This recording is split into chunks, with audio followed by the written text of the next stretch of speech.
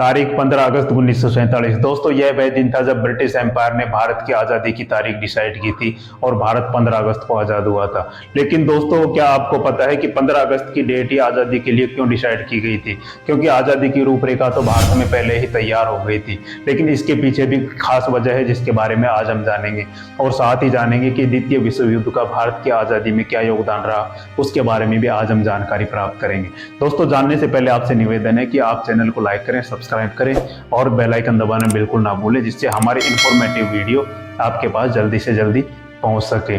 दोस्तों 1939 के समय में द्वितीय विश्व युद्ध आरंभ हो चुका था और द्वितीय विश्व युद्ध में पूरा विश्व दो भागों में विभाजित हो गया था। एक तरफ थे ध्रुवीय राष्ट्र और दूसरी तरफ थे मित्र राष्ट्र। ध्रुवीय राष्ट्रों में जर्मनी, इटली और जापान थे और मित्र राष्ट्रों में इंग्लैंड, फ्रांस, अमेरिका, रूस और चाइना शामिल थे।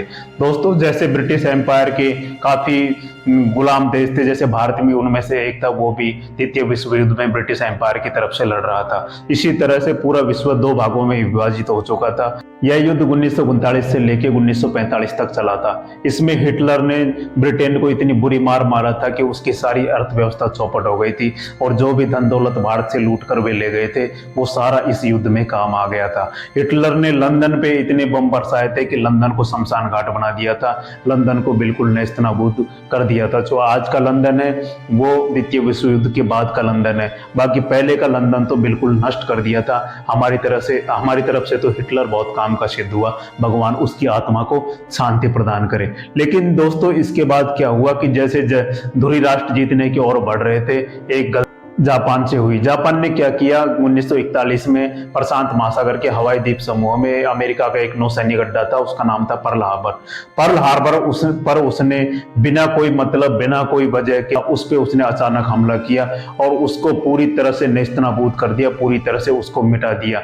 जापानी लड़ाकू विमान, जापानी जो नौसैनिक जहाज थे वो सुबह 7 बजे जापान से निकले और 10 बजे तक पूरे पर्ल हार्बर को नष्ट करके, हम तस्वीरों में देख सकते हैं कि कैसे पर्ल हार्बर को नष्ट किया गया।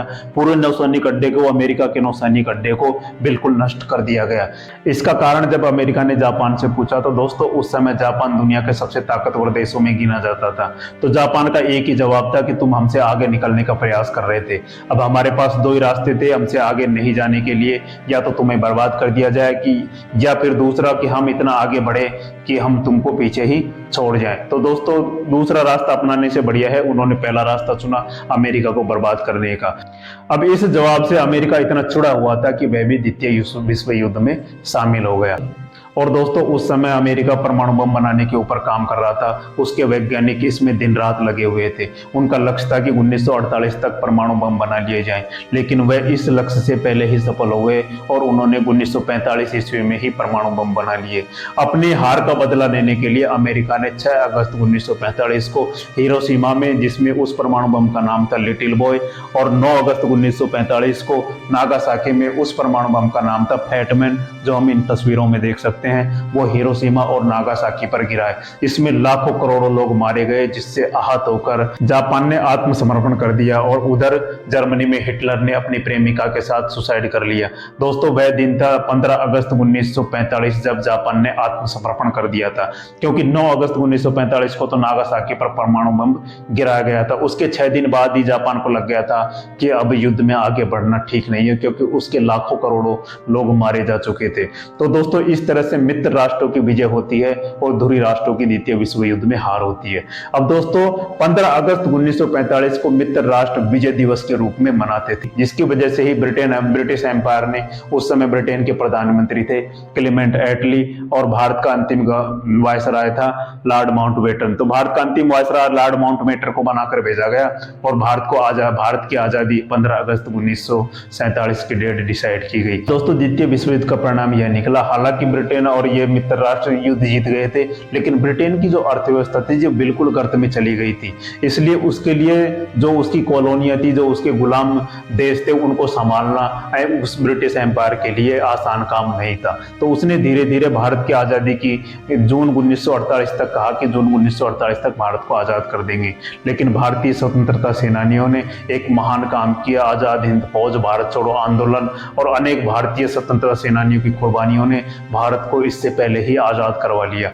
दोस्तों भारत में ही एक दूसरा उदाहरण हमें देखने को मिलता है। दूसरा उदाहरण यह है कि भारत का संविधान भी एक निश्चित डेट पर डिसाइड किया गया था, क्योंकि भारत का संविधान 26 नवंबर 1949 को बनकर तैयार हो गया था, लेकिन इसको 26 जनवरी 1950 को लागू किया गया। आखिर इसके पीछे की क्या वजह थी उसके बारे में बताते हैं। दोस्तों लाहौर अधिवेशन 1929 में पंडित जवाहरलाल नेहरू ने पूर्ण स्वराज की घोषणा की थी और उसके अगले ही साल 26 जनवरी 1930 से भारत का स्वाधीनता दिवस मनाया जाने लगा।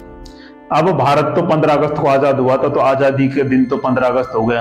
अब 26 जनवरी की डेट कहां एडजस्ट की जाए कि यह भारत का त्यौहार बन जाए। तो दोस्तों इसी वजह से लगभग 2 माह बाद 26 जनवरी 1950 को भारत का संविधान लागू किया गया, जो पूर्ण स्वराज के रूप में डिसाइड किया गया था। 26 जनवरी 1930 को पूर्ण स्वराज मनाया गया था। वही डेट भारत का गणतंत्र दिवस के रूप में रखी गई और 26 जनवरी 1950 को भारत का संविधान लागू किया गया। मैं आप सभी देशवासियों को मेरी ओर से आजादी की ढेर सारी शुभकामनाएं। जय हिंद, जय भारत।